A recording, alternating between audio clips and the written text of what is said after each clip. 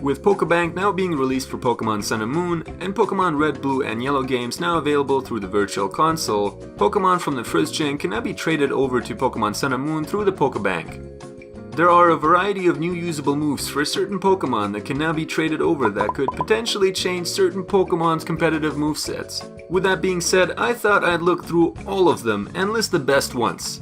The first one off, in no specific order whatsoever, is Machamp, and you've probably heard of this one, but basically what happens now is that Machamp is able to learn Fissure, which is a one-hit KO, and with his ability No Guard, he could potentially sweep your whole team.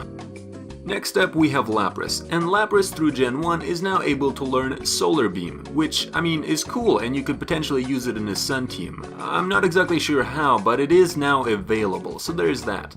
Alakazam, Hypno, Slowbro, and Starmie are now able to use Tri-Attack. The reason I want to include the Tri-Attack move is cause it actually has a 20% chance of inflicting a burn, freeze, or paralyzing your enemy.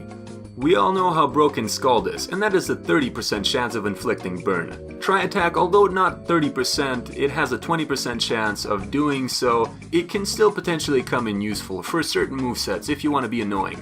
Farfetch and Pincer can now learn Takedown and Double Edge. Now you could potentially transfer over Double Edge from Pokemon Fire Red on both of them, but if you don't want to go through that hassle, you can do it with Pokemon Gen 1.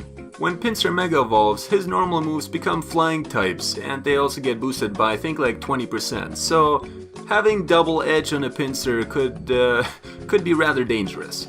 Last but definitely not least, we have Chauncey, Wigglytuff, and Clefable. All of those mons are now able to learn Tri-Attack, Counter, and Seismic Toss.